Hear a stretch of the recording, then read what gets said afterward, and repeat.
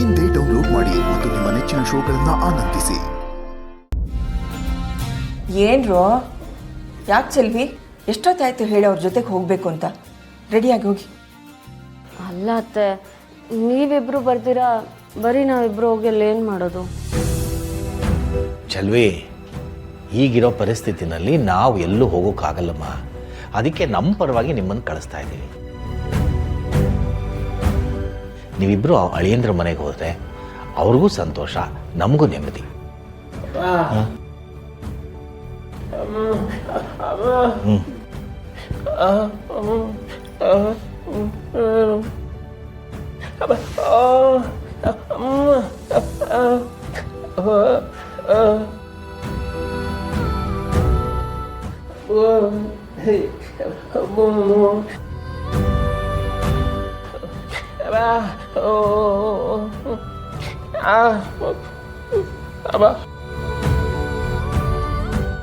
ಹೌದು ಅತ್ತೆ, ಅಲ್ಲಿಗೆ ಹೋದ್ರೆ ಜಾನು ಅವ್ರ ನೆನಪು ಇನ್ನೂ ಜಾಸ್ತಿ ಆಯ್ತದೆ.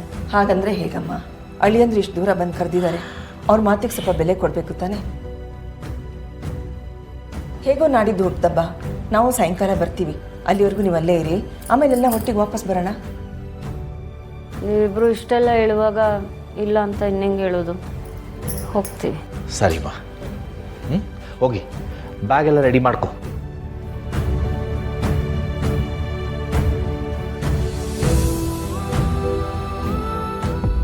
ಅದೇ ಮಾವ, ನೀವಿಬ್ರು ನಾಡಿದ್ದು ಬರಲೇಬೇಕು. ನೀವು ಬಂದರೆ ನನಗೆ ಖುಷಿ. ಖಂಡಿತ ಬರ್ತೀವಳಿ ಅಂದರೆ. ಹೌದು ಅಳಿಯಂದ್ರೆ, ನೀವು ಸಂತೋಷವಾಗಿರೋದನ್ನು ನೋಡಿ ಎಷ್ಟೋ ದಿವಸಗಳಾಗೋಯ್ತು. ಖಂಡಿತ ಬರ್ತೀವಿ. ಒಂದು ಅರ್ಧ ಗಂಟೆ ಕೂತ್ಕೊಳ್ಳಿ, ಅಡುಗೆ ಮಾಡಿಬಿಡ್ತೀನಿ. ಅಯ್ಯೋ ಬೇಡ ಅತ್ತೆ, ಈಗ ವೆಂಕಿ ಚೆಲ್ವಿ ಇಬ್ಬರು ಬರ್ತಾರೆ ಅಂತ ಹೇಳಿದ್ಮೇಲೆ ನಂಗೊಂದು 3 ದಿನ ಊಟನೇ ಬೇಡ ಅಂತ ಅನಿಸಿದೆ ನೋಡಿ. ಹೊರಡೋಣವಾ? ಒಂದೇ ಒಂದು ನಿಮಿಷ.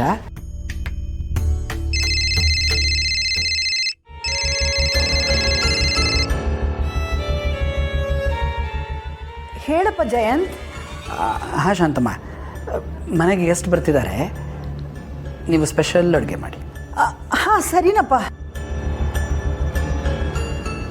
ಇವನು ಗೆಸ್ಟ್ನ ಕರ್ಕೊಂಡು ಬರ್ತೀನಿ ಅಂತ ತಮಾಷೆಗೆ ಹೇಳ್ತಿದ್ದಾನೆ ಅಂದ್ಕೊಂಡೆ.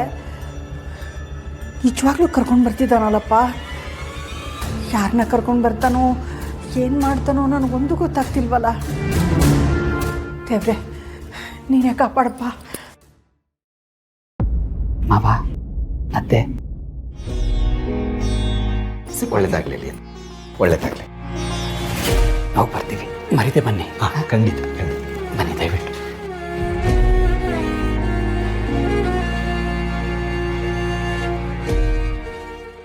ಲಕ್ಷ್ಮೀ ನಿವಾಸ, ಲಕ್ಷ್ಮೀ